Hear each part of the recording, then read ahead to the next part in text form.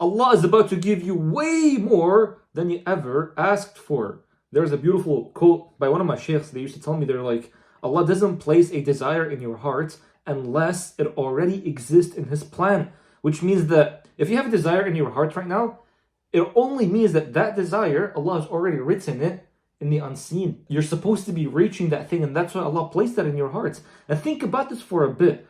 That desire that you have right now, for whatever it is, for peace, for love, for a life that finally feels like home, that's not there randomly. That's a message from the unseen. That's a quiet pull from the future, a future that's already written for you.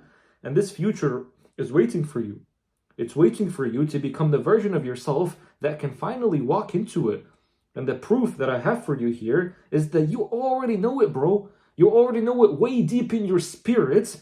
But let me remind you, Allah says, it is not you who will, but Allah who wills. Allah always says that in the Quran, that Allah is the one that chooses, not you.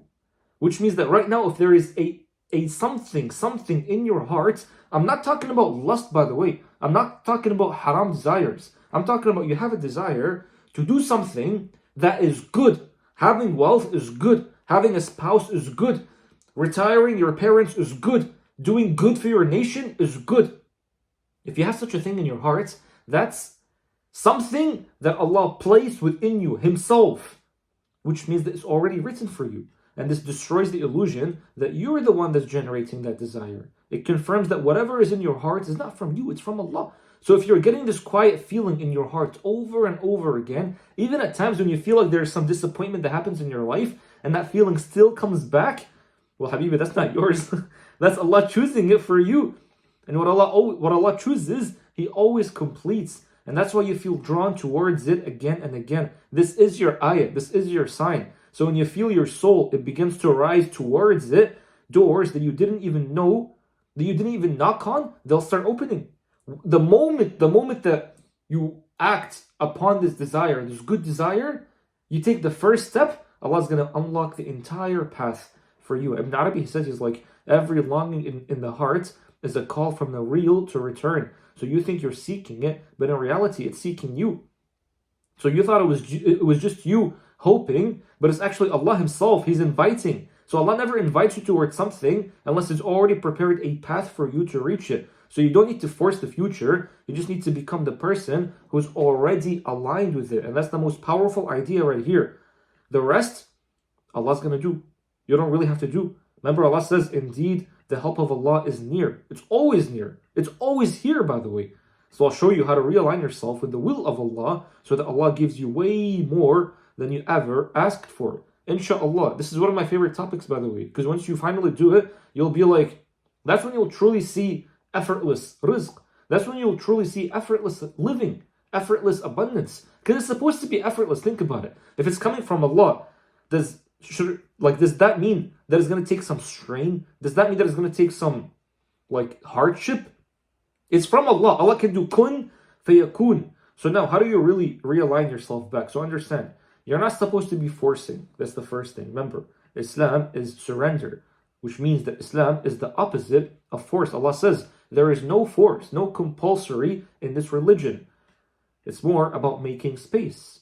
So you're not forcing, you're just making space. Because once again, most people, they pray with their mouth. They say something, they pray with their mouth, but then they say something else within their heart. So for example, they're like, oh, I want peace in my life, but their heart is still full of chaos. They're like, I want love, I want spouse, I want this, I want that, but your heart is still full of resentment.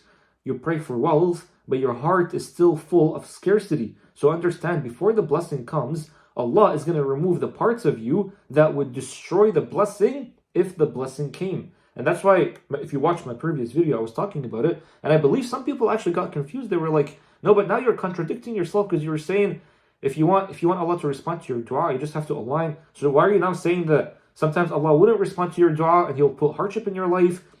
Allah is always going to respond to your dua.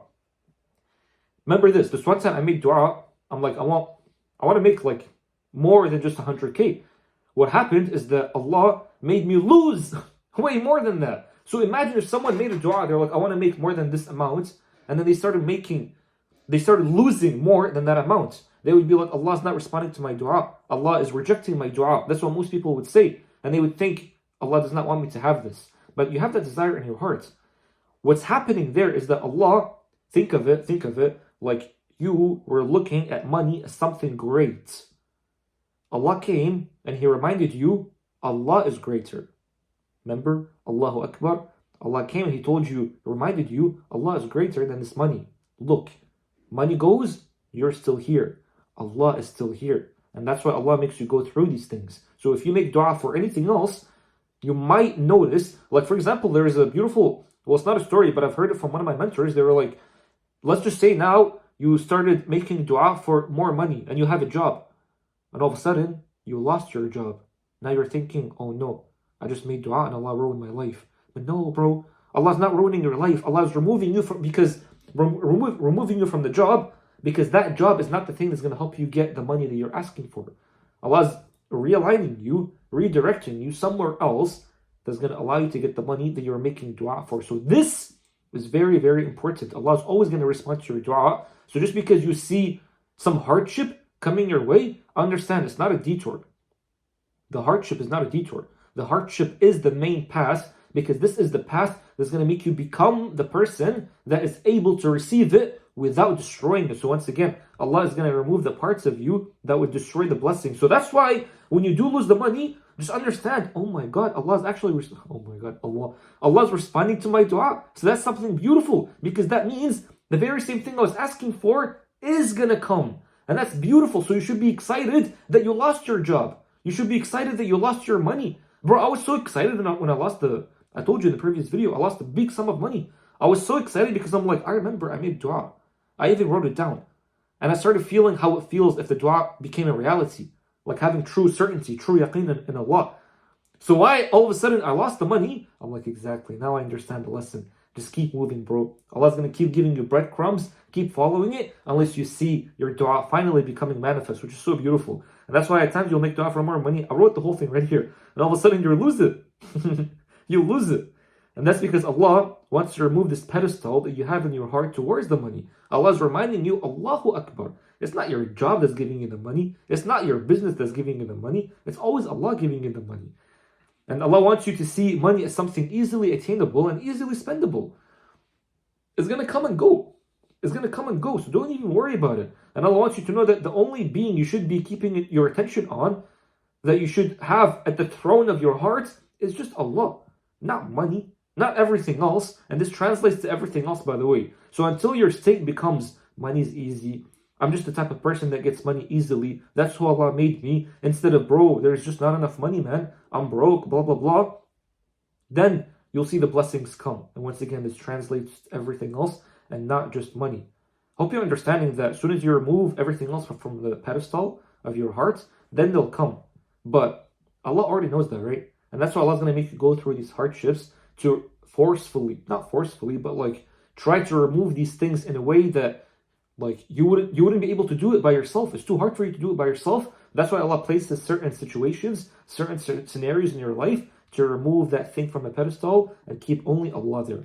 By the way, at the end of this video, I have a beautiful meditation for you, so you can do this without having to go through the hardships, without having to go through any of these tough experiences, because every experience that you go through in life is telling you to return. Everything is telling you to return back to Allah. Return back to Al-Wadud, return back to Ar-Rahman, return back to Ar-Razzaq, because Allah is the source of everything. Every experience is all leading you back to one source. But you just have to realize that.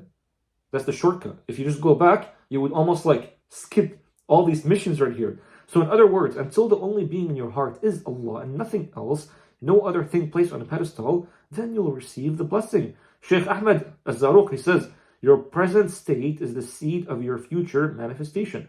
So if you want something new from Allah, you have to stop living in the version of you that can't receive it. Let the old self die, let the anxious version of you go, let the insecure version of you go, and let the version of you that clings to control, fear, scarcity, and shame go.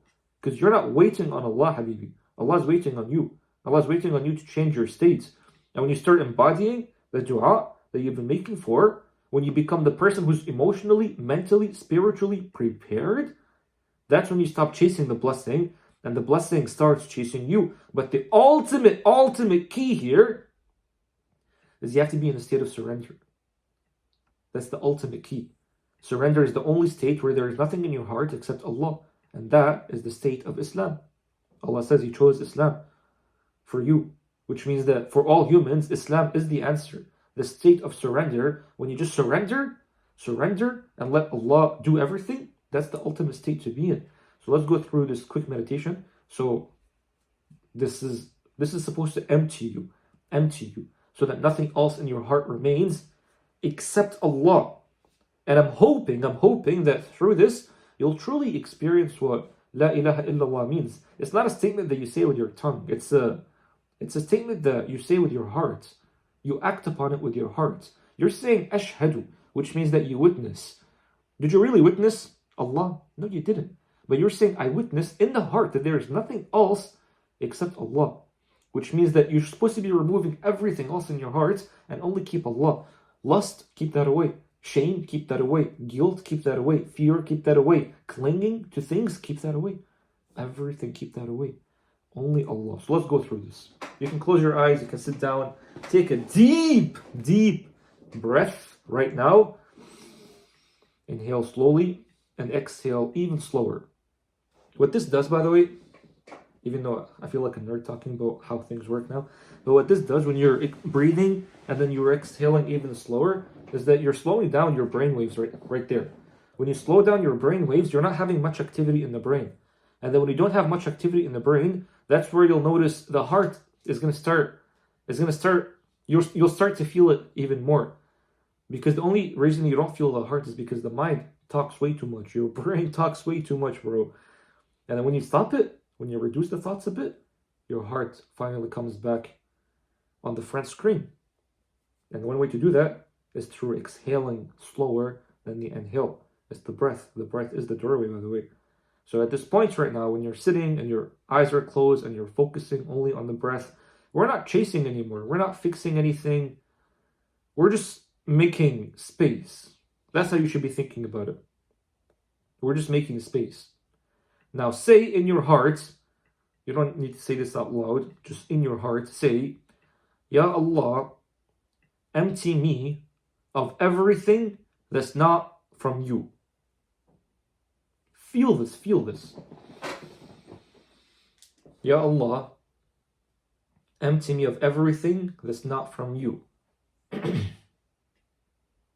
And let that sit for a moment. Just this statement that you're going to be saying, or you're saying right now in your heart, and then breathe again. And the more you breathe, try to breathe even deeper, try to breathe even longer. Your exhales are longer. Now, gently ask yourself, what have I been placing on the throne of my heart besides Allah? So I'll give you a few examples. Maybe it's a person. You want that person to be married to so much to the point that you placed them on the throne of your heart and you've removed Allah from your heart. And yet you still pray, you still make dua, but in your heart is not Allah. In your heart is the person. And that's why you're not getting that person, just so you know. So maybe it's a person that's within your heart. Maybe it's money. You keep making dua for money, but you're like, 20,000 a month, that's way too much. 50,000 a month, that's way too much. The fact that you just said it's way too much, you're basically saying, money akbar, which makes no sense, right? That's the form of shirk, and that's what's happening. But for some reason, no one ever talks about this. I don't know why, but no one ever talks about this. You've placed money on the throne of your heart and not Allah. But once again, Allahu Akbar. Allahu Akbar, Allah is greater than the money. So remove the money from your heart. 100K, 1,000,000, 10 million, 10 billion, 10 trillion. None of it is hard to Allah. All of it is the same. All of it is the exact same. The person, doesn't matter who they are.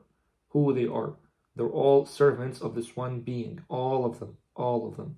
And they all came from this one source. All of them. So remove everything else from your heart and keep only Allah. Maybe the thing that's that took over the throne of your heart is maybe your own image. Your own image. Maybe it's control.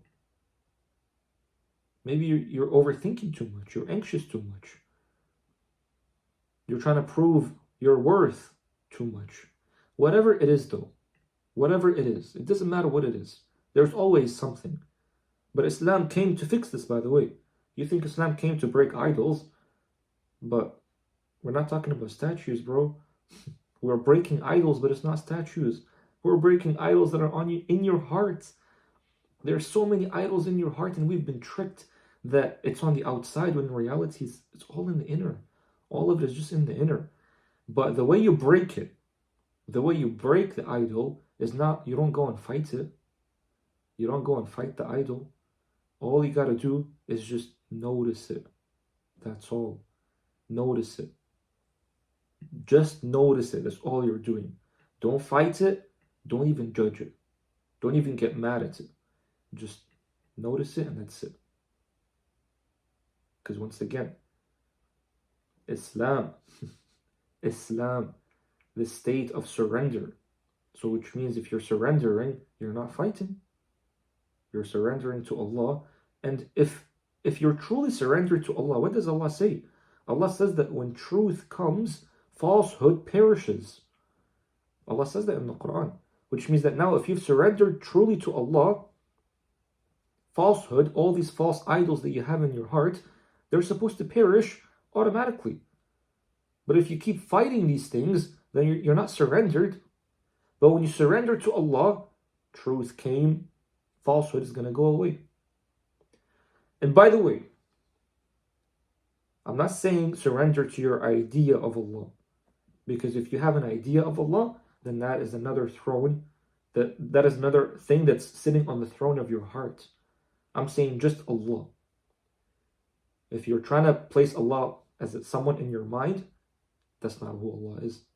Allah is greater than that. Allah is greater than that. Allah is greater than that. And Allah is always watching you. And now, release it. Just release it. You're not doing efforts here. It's just, you're just shining the light of Allah on it, and that's it. How? Through surrender. And now say softly, La ilaha illallah. There is no God but you, Ya Rab. Nothing else belongs here in my heart. Only you. Only you. Nothing belongs in my heart, only you. La ilaha illallah. Now feel how empty the heart becomes when there is nothing else that's competing in the heart. I want you to truly, truly feel how light it feels when you're no longer carrying your past, your fears, your false self. And now say, Ya Allah, I surrender. I surrender. Now say, Ya Allah, write through me whatever you've already written for me. And then say, Ya Allah, I'm not chasing anymore. I am just becoming. Now, as you're hearing my voice, just be still. Be still. Don't reach for anything. Don't analyze anything. Just be here with Allah. I'm pretty sure you can hear something else in the video right now. My computer just turned on by itself. If even the voice of the computer annoying you, or something in the video that you're watching of me annoying you, be still. Sometimes things might come to annoy you because they're reminding you to go back to Allah, to be still. It's just to show you that you're not in the state of stillness, and that's why you're getting annoyed. Because if you're truly in the state of stillness, you would never ever get annoyed. You would just be still. When thoughts come to your head right now, don't analyze them. Don't judge them. Don't even reach out to them. View them, notice them, watch them, and you'll see by themselves they go. When feelings arise in your heart right now, if you're feeling something in your heart, just notice it. Notice it. That's all you do. People ask me, how do you surrender? Who's asking, how do I surrender? Who's asking, how do I surrender? The one that's aware of the one that's asking, how do I surrender, is already in a state of surrender. All I'm asking you is just be that. And how do you become that? By being still. Still. That's all it is. This is Islam. This is surrender. This is the state where blessings land without resistance. And this is a very, very beautiful state, by the way. This is the state where everything else arises from. Like, if you just keep this state of emptiness right now, keep it, you'll be able to write things that come from such a deep place, that move so many people. If you just stay in the state of emptiness, Allah Himself will tell you whether you should become a painter, whether you should become a doctor, whether you should become a whoever. Because from the state of stillness, you're connected to Allah. This state of stillness, literally think of it like heaven on earth. Why is it heaven on earth? If I ask you a question right now, would you rather be with Allah or would you rather go to heaven? Everybody would be saying, I would rather be with Allah. Now, in order for you to be with Allah, Allah is closer to you than your jugular vein, which means that Allah is closer to you than your breath, which means that in order for you to access this presence, relax the mind, relax everything within you, get into a state of Islam and feel this presence that's always around you. This mercy of Allah is always around you. And then when you feel that, you'll feel, I can't even describe it because it's indescribable, because how can you truly describe what being with Allah is like? It's impossible. And that's why I say this is heaven on earth. Because from the state, now you're not really experiencing separation anymore. Now you're not really even experiencing duality. Now you're just experiencing oneness, unity. You're just marinating in the presence of this being that's all around. Whether you're a Muslim, you identify as a Muslim, non-Muslim, Allah is still the Lord of every single creature on earth. This one being is the Lord of every single creature on earth. So you can access this being, whoever you are. To Allah, being a Muslim or a non-Muslim, we're all seekers. All of us are seekers. And that's the beauty of it. Because Allah's not going to say, this guy is non-Muslim, I don't deal with him. Allah still deals with anyone, with everyone. Allah is still feeding the non-Muslim just like He feeds the Muslim. Feeds everybody. And that's who Ar-Rahman is. Ar-Rahman, this mercy, is not to just one person and that's it. This mercy is universal, which is extremely, extremely beautiful. But all you have to do is just be still. If you have thoughts right now, especially I have some people when they come and ask, they say to me, they're like, no, this is bid'ah, no, this is not from the Prophet. Even those thoughts right now that you're thinking of, these are thoughts of resistance. Don't be thinking these are thoughts from like you being good. These are thoughts coming from the shaitan to move you away from the state of stillness. It's a deep trick of the shaitan. So even when you're noticing these thoughts, notice them, and just be aware of them. Don't even judge them. When they come to you, be aware of them. Don't even judge them. Because, by the way, the Prophet ﷺ did go through this. I hope you know that. The Prophet ﷺ, he was in the cave for the longest time. And if he wasn't in the cave, he wouldn't have been able to receive the revelation. Which is something so beautiful. Very beautiful. And the Prophet ﷺ, Allah told him, wake up in the night. Wake up in the night. Why is he commanded to wake up in the night? That's where there is no one except him and Allah. Where he can truly get into a state of stillness because there's nothing else except him but Allah. That's why. So once again, if those thoughts come to you, any thoughts, even the thoughts that seem religious, the fact that it's a thought, it's limited. Just so you know. And that's why this they say the path,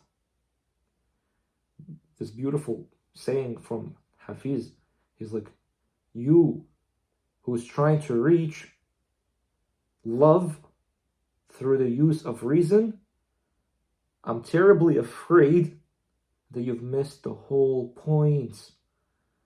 If you're trying to reach Allah through the mind, you've missed the whole point. You've missed the whole point. This is the path of the heart. Path of the heart. And in order for you to activate your heart, stillness. Stillness. That's why Islam is first, get into a state of stillness, and then Iman. Iman is in the heart. But how can you activate the heart without Islam? And Islam is just surrendering everything on the outer. So now, once again, one final breath. Inhale very deeply and just exhale with a smile. With a smile. Once again, Hafiz, he was like, your greatest witness of Allah is your joy. I'm just paraphrasing it. He's like, your greatest witness of Allah, your greatest proof that you're connected with Allah is joy. Joy. Why would you not smile? The Prophet ﷺ, he would always be smiling. Always. And he had a hard life because he was helping so many people go back to this one being, but then he would still come out and smile. He was filled with abundance, which is so beautiful, which shows that he truly was connected to Allah. But nowadays, sadly, we have people that don't even want to smile. You have people, they ask you, I don't pray, what should I do? They're like, oh, you're just a kafir. What do you mean, bro? Guide me at least. But anyway, when you're ready, open your eyes. And remember, Habibi, you're not late. You're not broken, man. Hopefully, inshallah, finally, you are ready at this point. When you truly, truly empty yourself, that's when this title becomes a reality. Allah is about to give you more than you ever asked for, because Allah is Al-Karim. Allah is Al-Karim, bro. Which means that right now, if you have a desire in your heart, Allah is planning to give you way more than that. That's who Allah is. And that's the beauty, bro. This is so beautiful. The moment I internalize this, I don't even know, like, it's just so beautiful when you realize that I have a desire in my heart right now. But no, well, first of all, the fact that I have that desire is because Allah put it. Second of all, Allah's going to give me way more than this desire that I have. It's so beautiful, bro. Very beautiful. So if this video was very helpful, if this video was helpful in the least, just let me know, man.